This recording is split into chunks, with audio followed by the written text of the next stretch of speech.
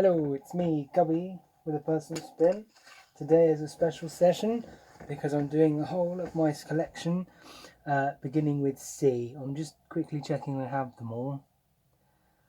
Hopefully I do. I've done A and B, as you know, and I really struggled with C because of my medical problem. I haven't made any videos for the last 3 weeks because I went and had surgery on the 21st of whatever month it was, August. And I've been recovering, and today is the first day where I felt like I'm okay to do it. So I thought I'd do the C section finally.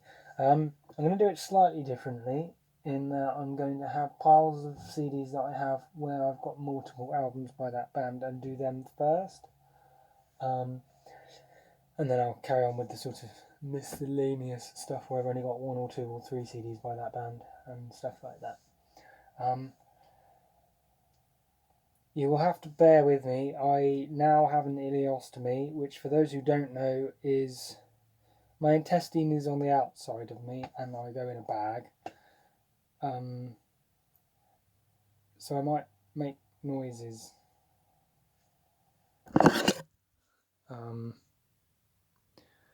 This is the pile we'll be going through today. Thought I'd just show you. Sorry if that was too much information, but there isn't really a nice way of how is it not staying where it should do. There isn't really a nice way of putting that, so I thought I'd just blurt it out, and then if you're not happy you can turn it off, and if you're fine with it, go ahead. I also have to keep eating, so you'll have to excuse the occasional mouthful of soup. Anyway, let's get started, shall we? I'm starting with Chris Tomlin, Arriving. This is a God Botherer CD. Mostly have it because the songs are uplifting, and although they're a bit religious for my taste, some of the songs are quite uplifting and helped me in darkest times. As the same can be said with this band, Casting Crowns. I own 1, 2, 3, 4, 5, 6 of their albums. Some of them are more sort of God bothery-ier than others. Generally speaking, though, there's always at least 3 or 4 songs that are just sort of uplifting and helped me through my very, very, very, very difficult medical problem. Such as Just Be Held, which is on this album, Thrive, and We Were Made to Thrive is another one, and Broken Together. So there you go, that's 3 I've named already without even looking at the case. For most people, they're probably a bit too like Jesus and stuff, and they are for me at times. But there are some songs that aren't like that, and they're just sort of, you could take them sort of ambiguously if you wanted to. Except this one. This one's definitely more of a worship album, but that's okay. This one's cool because it's got a DVD. Yeah. And there you go. Right, and then following on from that, next we have Caliban. This band, as far as I know, is named after the character from the Shakespeare play. Whoops, picked up a Cure CD. Called Caliban. I think it's Twelfth Night, but I can't remember. I'm not a huge Shakespeare boffin. I'm actually missing one. I can't find it, and we'll get it when I pick it up later in this huge pile. So we've got the 2 newest ones, Gravity and Elements, which is the newest one. Came out last year. They're both pretty good. I've only really listened to each one once. From what I heard and remember, they are more electronic based and a bit more commercial than some of the other albums. So they're actually going on my listening pile so I can digest them. There you go. They're sort of in my listening pile.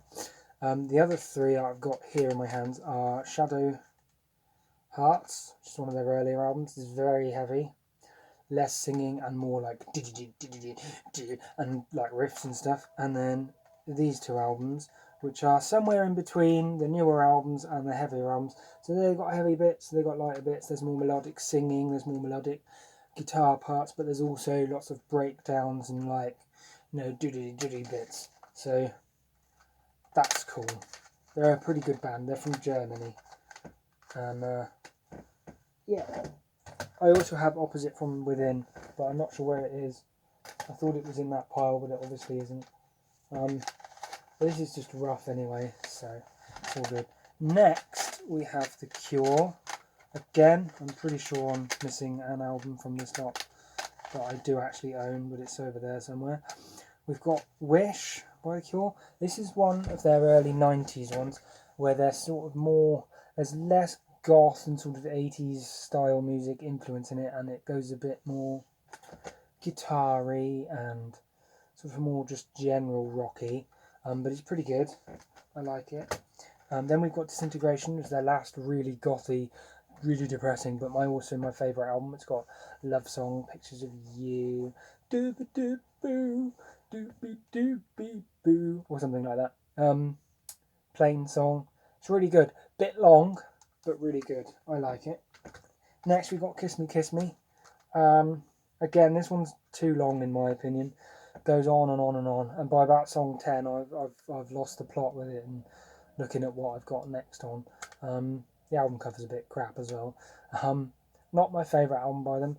There's some good songs though. How Beautiful You Are, and I think it's Icing Sugar, or The Perfect Girl. One of the Ender ones are pretty good, but I need to listen to that one a bit more, but it's so long that I'm sort of loath to.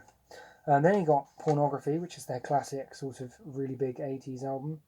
Not sure what year, I think it was 84.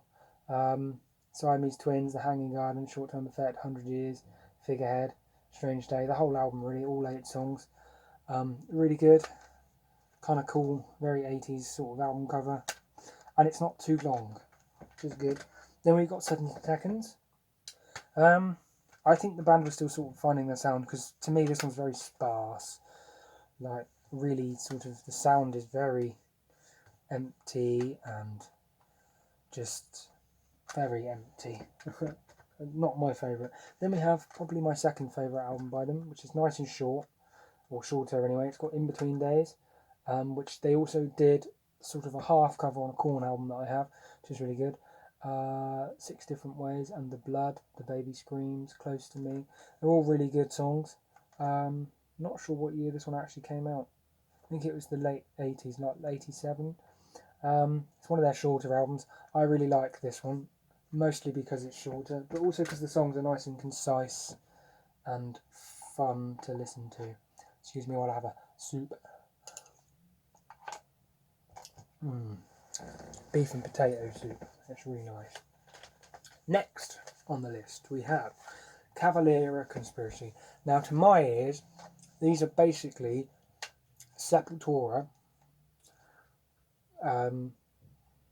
where they left off when Max left, as far as I'm concerned. So they're equally heavy as that band and almost as intense. This album is the first one, I think. I can never quite remember which one came first. I think it was this one. No, sorry, it was this one that came out first. Inflicted, I thought was more groovy. I think they were sort of deciding whether they wanted to be groovy or thrashy or what. When they released this one is definitely more thrashy, I thought anyway. Unless I'm remembering them wrong. I haven't listened to them for a while, so I could be getting that wrong. Lynch Mob and Killing Inside and Thrasher are the more thrashy songs. And then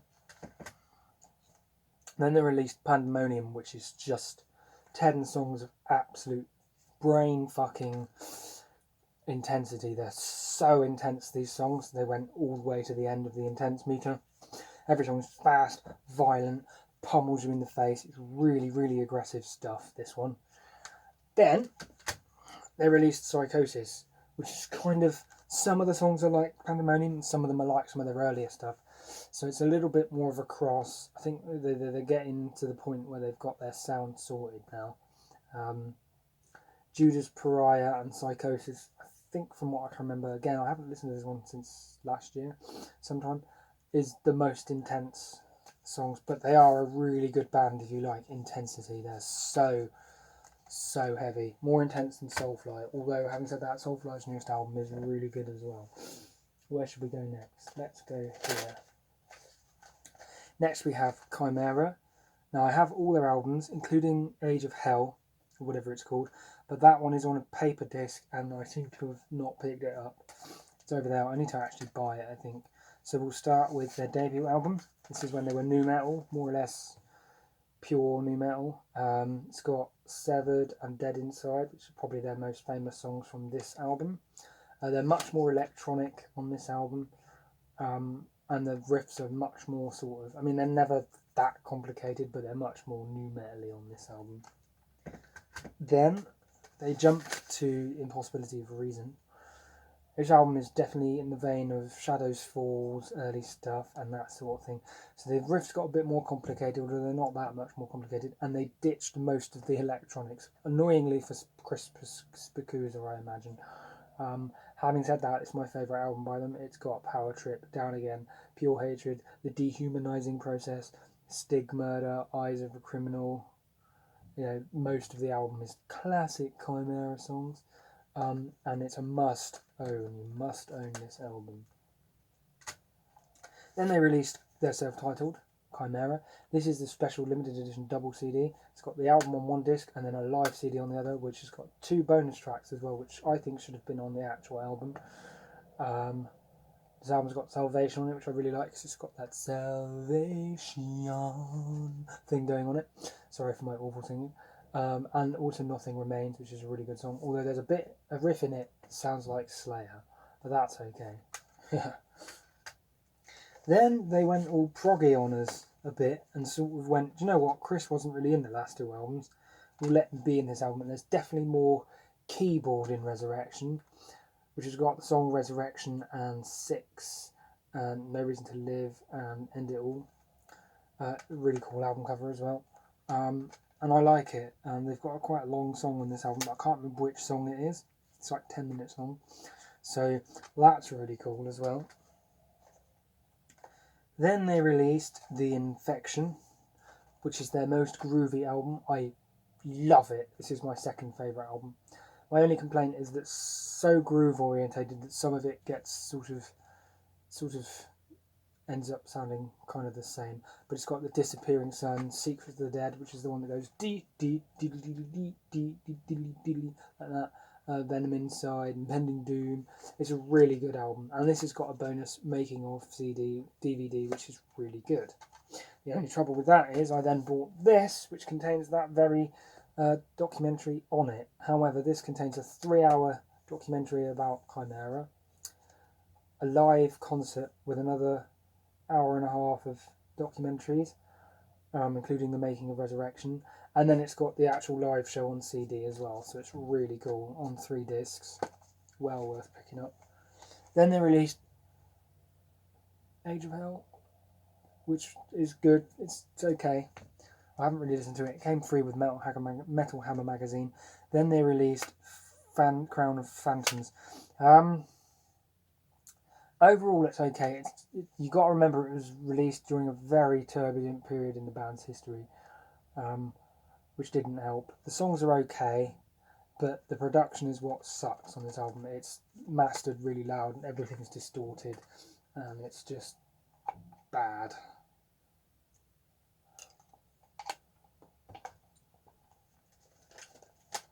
Next, we have Cradle of Filth. Now, I have nearly all of their albums. I'm only missing Thornography as far as I'm aware that I can think of as actual studio albums. I would start in order, but I can't find it. Here we go. Principle of Evil Made Flesh is really good, and it is black metal. I don't care what anybody says. It's proper black metal. They're one and only one that is. The front cover I cut out and stuck on the bedroom wall of my caravan, which was my bedroom at the time. Had this disc for ages. Probably need a new copy. My favourite song is The Forest Whispers My Name, just because it's got that bass breakdown that goes do do do do do do do. That's not even how it goes, but never mind. Then they released Dusk in Her Embrace, which I need to listen to more because it's really good, but I've never really got into it. Probably because I got Cruelty in the Beast before I got this one, and I prefer Cruelty in the Beast. I think it's really, really good. They got their sound absolutely spot on with this album. Again, the front cover is on the bedroom. All of my caravan, or was, it doesn't exist anymore because I took it down. The whole caravan got shredded. This is just a brilliant album. The first 4 songs are amazing. Then you got the weird screaming thing, and then the epic songs afterwards. It's just brilliant. Dusk and Her Embrace is more of Principle of Evil Made Flesh, but with better production. Not much better, but better production. And they went all gothy, which I really like. So they're like symphonic goth black metal type thing. It's good. It's really good. This actually says it's on Sony BMG, but I thought it was released on a Sony level. Then they released Midian, more gothic, bit more commercial, bit more sort of catchy hooks and things. I like it. It's not my favourite album, but I like it. Particularly Her Ghost in the Fog, but I also like Satanic Mantra, the thing they did afterwards, which is really cheesy, but it's cool. And Cthulhu Dawn, because he just goes Cthulhu Dawn. I can't do it because I can't do it. Then I have this EP, which I don't really like, but I swapped it for something back in the day. I can't remember what. I like the cover of Anathema's Sleepless. Sometime around this point, they released Bittersweets to Succubi. I originally called it Succubi, but then someone informed me it was a play on words, as in bitter sweets to succubi. And I was like, oh yeah, of course. This basically has a load of re-recordings of Principles of Evil Made Flesh songs. It's good. I think my favourite thing about it is actually the album artwork, which is cool. They released this live album. My favourite point of this live album is when he goes, "Let me just re-ingest my vocal tract." I was like, that is brilliant. Yeah, it's a good little album. I'm just going to check if it's still recording. It is. Yep. Okay.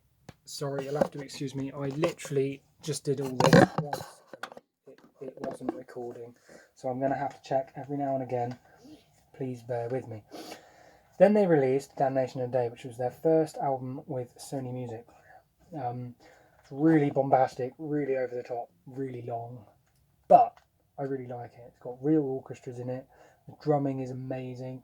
There's some really good guitar riffs, even though they only had one guitarist at the time. Presence of the Poison from the Poison Hearted, Better to Reign in Hell, and The Promise of the Fever are my 3 favourite songs on it. I think they probably should have edited it a little bit, but I like it because it's a concept album and it is really good, even if it is their most commercial. Then I don't know what came next. I can't remember. I think it was some album I haven't got, Thornography possibly, and then Nymphetamine. This was pretty good. It's a bit hard to follow because it doesn't have a theme as far as I can tell. But it is pretty good. It's got Nymphetamine on it. Gilded C. This is actually, I paid like 50p for this from a library, so that was cool. Then we got the more modern albums, which starts with Godspeed and the Devil's Thunder. This is probably my second favourite album by them, actually. It's very similar to Cruelty and the Beast in some ways, in that it's a concept album about somebody who's very high and mighty and then ultimately falls. This one is about Gilda Ray. Again, the best thing about it though is the album artwork. It's really highly produced. It's actually 11 years old now. It's really good album. Shattered of Hell and Honey and Sulphur are my 2 favourite songs.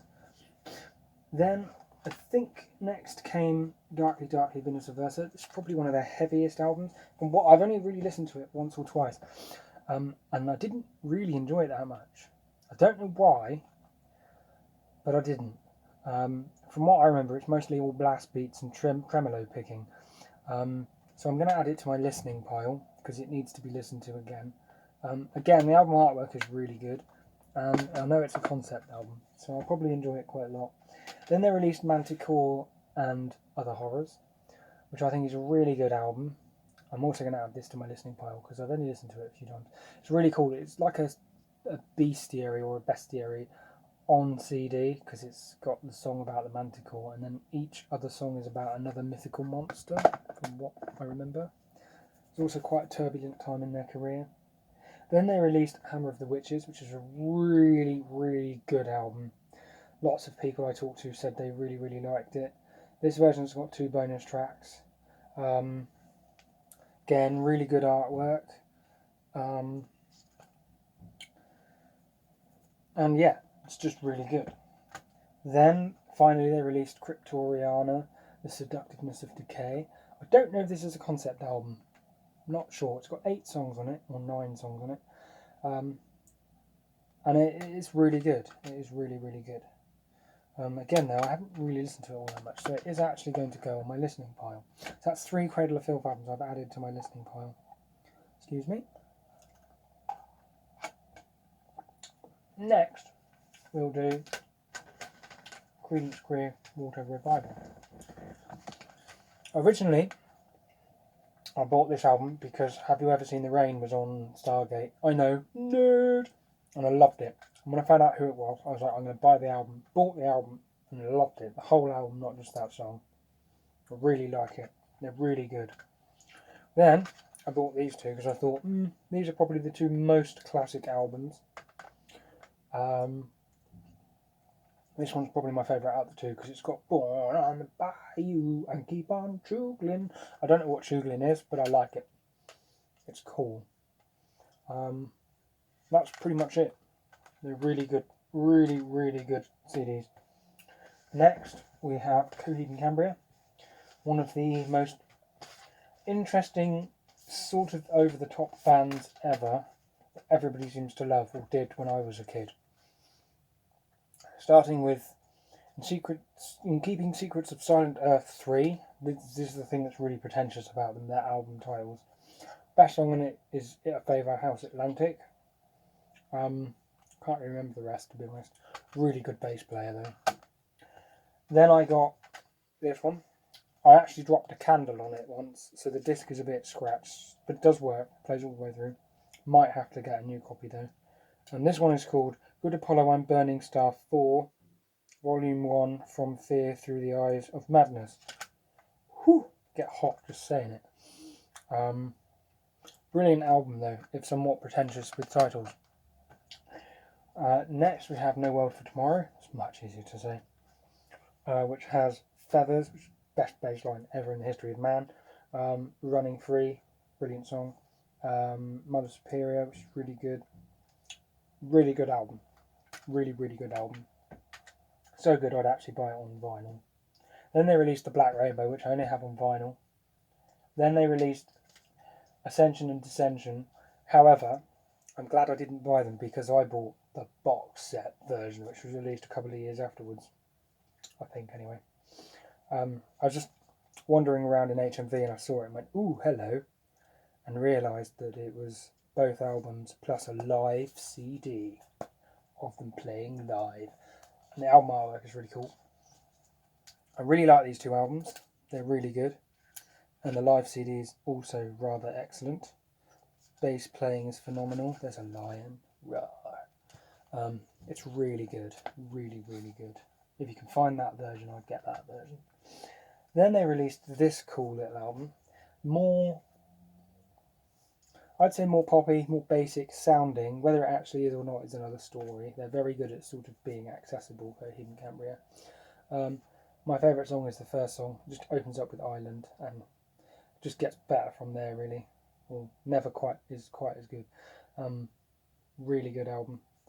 Basically all with Coheed and Cambria is great. The new album, which is called, I can't remember, I've got to get the poster out. It's called The Unheavenly Creatures. It's really long, and I've only listened to it twice.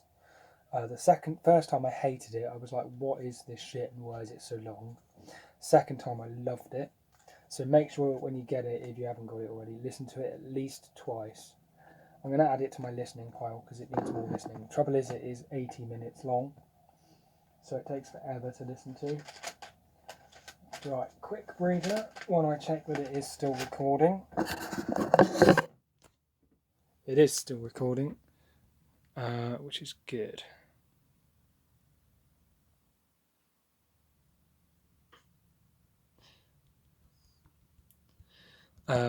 Okay, so it's still recording. I will carry on. Sorry about the really weird sort of checking it's recording. So next we have the band Children of Bodom. Some people call them Bodom. In fact, most people call them Bodom. I won't call them Bodom because I am British. It's Bodom as far as I'm concerned. Why does that keep moving? It's very annoying.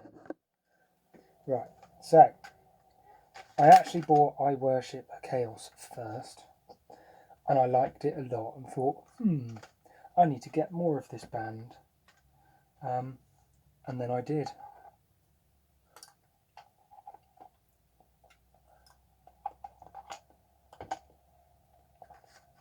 I started with their debut, Hatebreeder. Warheart blew me away. Thought it was frigging cool. Epic as hell. Sorry, I got to take a drink. I just love the guitar and the keyboard interplay at the beginning. Really good. Then I bought their second album, or their third album. I think it's their third album actually. Oh, their third album, which I thought was even just as good. They were getting their sound really tight here, and it was just really, really good. Follow the Reaper, Children of Decadence, Every Time I Die, just epic stuff. Then I got, I think this is their second album, Something Wild. Again, more of the same, very heavily inspired by classical music of some kind. Couldn't tell you precisely which composers, but classical music definitely. Epic album artwork, just brilliant. It's like power metal, death metal, thrash metal, something combined all of it together. Then they released, I don't know which album they released, but these 4 albums, they sort of started adding a more groovy thrash metal sound to their sound and less of the keyboard. The keyboard's still there, but it's less in it. So we've got Hate Crew Death Roll, which is the one I'm going to add to my listening pile because I haven't really listened to it because it's the newest one I got. Are You Dead Yet? Which is pretty cool. I think this is the thrash metal-y one. Again, I haven't listened to these 4 quite as much. Blood Drunk, I think it's quite groovy. I had 2 copies of this, one with a DVD. The CD didn't work, so I bought this again and got this version. Gave the other version to my 10-year-old nephew because he needs influencing. And then I got Halo of Blood, which I call the Unseeable album because it's silver and you can't really read anything. It comes with a DVD. Haven't really listened to this album yet either, so it's going in my listening pile. Then we have Hexed, which is their newest album, came out this year, sometime at the beginning. It's really good. Kicking the Spleen, Hecate's Nightmare, Glass Houses, Knuckle Duster, really good songs. Very fast, very hectic, very fun. Next we have a bit of miscellaneous stuff. We have Concord Dawn, liquid funk drum and bass. It's bassy, it's fun. Mood Madness by Camel. My favourite song is Spirit of the Water. It's great. It's got a bunch of bonus tracks, which I like bonus tracks, but I do wish they'd put them on a separate disc. Because to me, an album is a piece of art and you need to listen to the album the way it was originally recorded. But that could just be me. Then we have Heaven or Las Vegas by the Cocktail Twins. They're Scottish, I know that much. Heaven or Las Vegas is a brilliant song. The rest of the album is really cool as well. It's like dream pop, I think they called it, because it's very dreamy and floaty. And very jangly guitars. And yeah, it's just very nice. Sorry. Next we have The Contortionist with Language. These guys are pretty cool. Their music is very djenty, so it's sort of gent stuff. 2014 year gent, I suppose, ish. It's quite good, although to me it's a little bit samey, and I think I really need to listen to it again. I didn't really pay much attention to it, so it's going in the listening pile. Next we have Coal Chamber. I got this like the year I moved for Christmas into this house. It's got Fiend on it, Dark Days, Rowboat and Friend. It's actually a really good album, but it came out sort of the wrong end of the new metals period, just as it was dying off, so it was sort of panned. This album has got a funny story to it. I bought it, listened to it, and didn't realise it was a double album. So as far as I'm concerned, it ended with the Guns of Brixton, and didn't realise it was disc 2 until about a month later, and I was like, oh, it's a disc 2. So for me, the album is actually better as one disc. I didn't think the second disc was actually anywhere near as good. That's just me. Still a good album though. It's a classic that everyone should own. This is crap. That's all I'm going to say. It's terrible. It came from that 100 box albums I got. Next we have Crossfaith. I have all their albums, but I can't find the other one. It's here somewhere.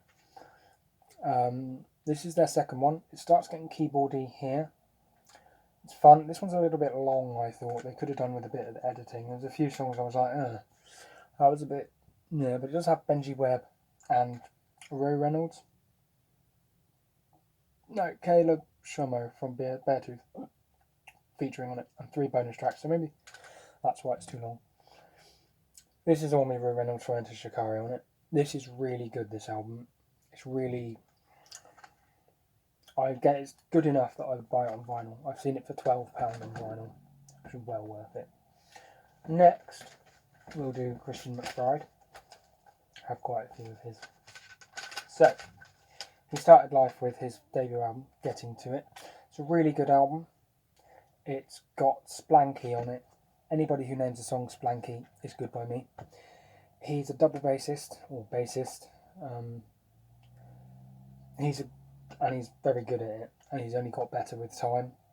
So you should check him out if you like jazz and jazz bass.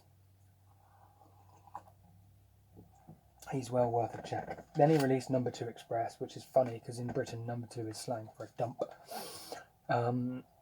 This album's okay. It's not as good, but it does feature Wayne Shorter, Ornette Coleman, Chick Corea, and Freddie Hubbard as guest musicians, which is pretty cool. But it kind of feels like he was relying on them to get the album out a bit, rather than his own merits. We have Christian McBride, Family Affair. This is a cool little album because it's a jazz album, but then he's got lots of guest singers and other musicians. This is when I think he must have first thought of his Inside Straight side project thing. But he didn't call it that at this point. It's quite interesting because it's got a bit more of a poppy sound to it as well. We've got his 2 sort of middle albums that have really